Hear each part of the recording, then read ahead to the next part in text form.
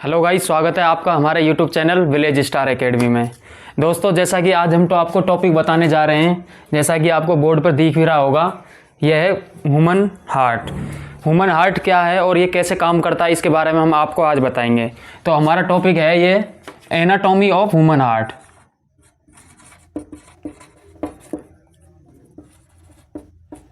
Anatomy of human heart.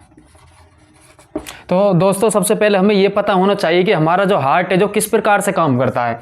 और ये काम करता है तो सबसे इसमें मेनली रूप से ये बात है कि हमें सबसे पहले हार्ट का हमारा मैप याद होना चाहिए कि किस प्रकार से इसमें ब्लड ट्रांसफ्यूजन होता है, किस प्रकार से कैसे काम होता है, वो सब चीज़ हम आपको बताते हैं ना।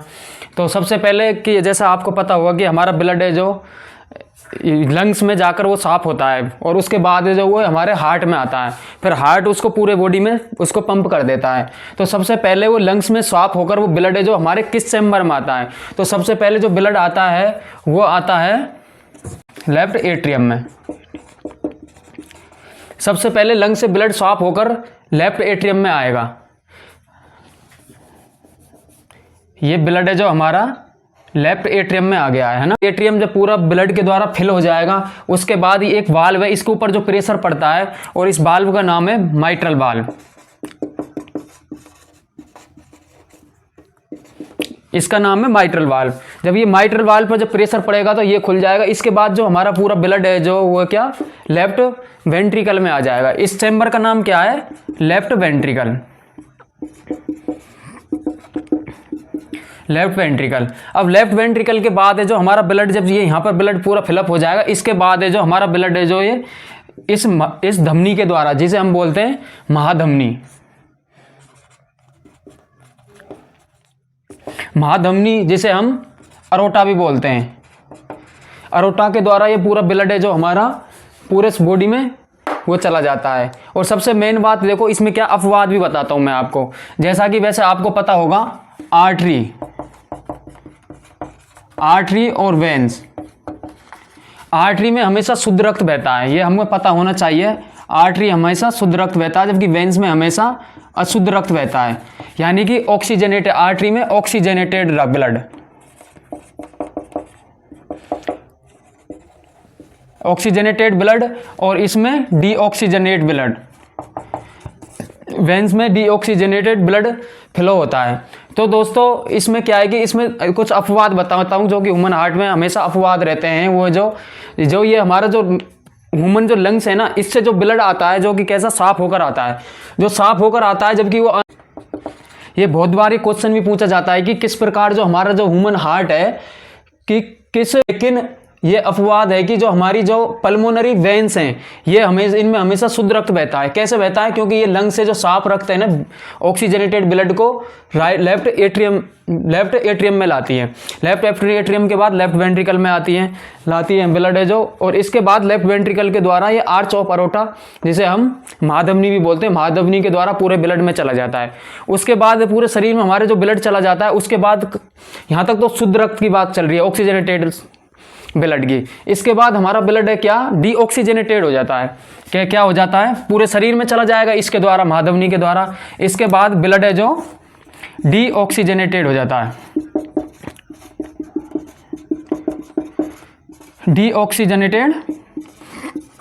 Deoxygenated blood. इसके बाद है जो हमारा जो ब्लड है जो डीऑक्सीजनेटेड पूरी बॉडी, जैसे यहाँ हम हमारे मान लेते हैं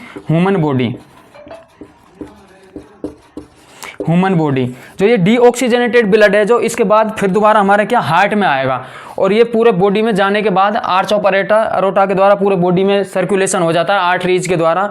इसके बाद जो ब्लड आता है वो वापिस आता है हमारे राइट एट्रियम में, इस चैम्बर में आता है, और इस चैम्बर का नाम क्या है?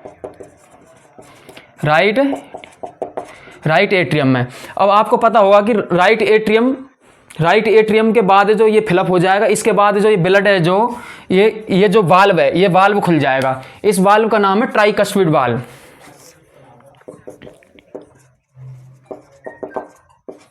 ट्राइकस्पिड वाल्व है जो खुलने के बाद है जो, तो ये ब्लड है जो राइट वेंट्रिकल में पहुंच जाएगा। किस में पहुंच जाएगा? राइट वेंट्रिकल में।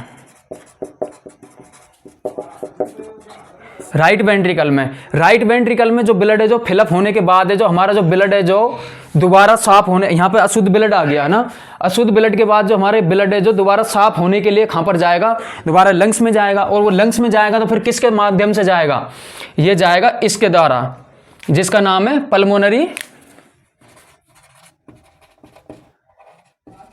Pulmonary artery.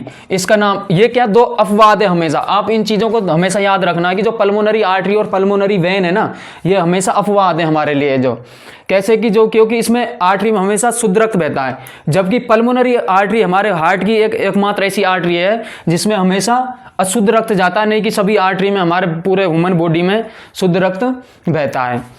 तो इसके बाद जो ऊपर से जो हमारे शरीर में ब्लड आता है, इसका नाम है superior vena cava, superior vena cava. और जो नीचे से जो ये इसमें से जो ब्लड आता है, ये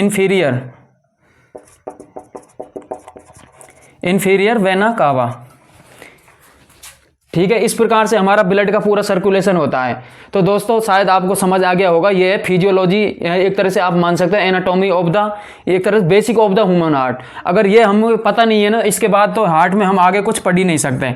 ये basic of the human heart, ये हमें पता ही होना चाहिए कि हार्ट में 4 चैम्बर रहते हैं, कौन कौन से वाल्व में, कौन कौन सी धमनी है, महाधमनी के द्वारा किस प्रकार से ब्लड का हमारा सर्कुलेशन होता है पूरे ह्यूमन बॉडी में। अगर ये भी हमें नहीं पता तो इससे हमारे पढ़ने का कोई फायदा नहीं है।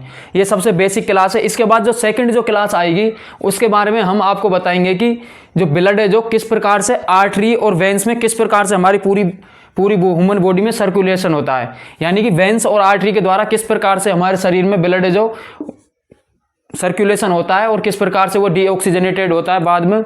और बहुत शानदार क्लास बनेगी। आज हम शुरुआत कर रहे हैं, शायद आपको ये अच्छा लगा हो। थैंक यू दोस्तों।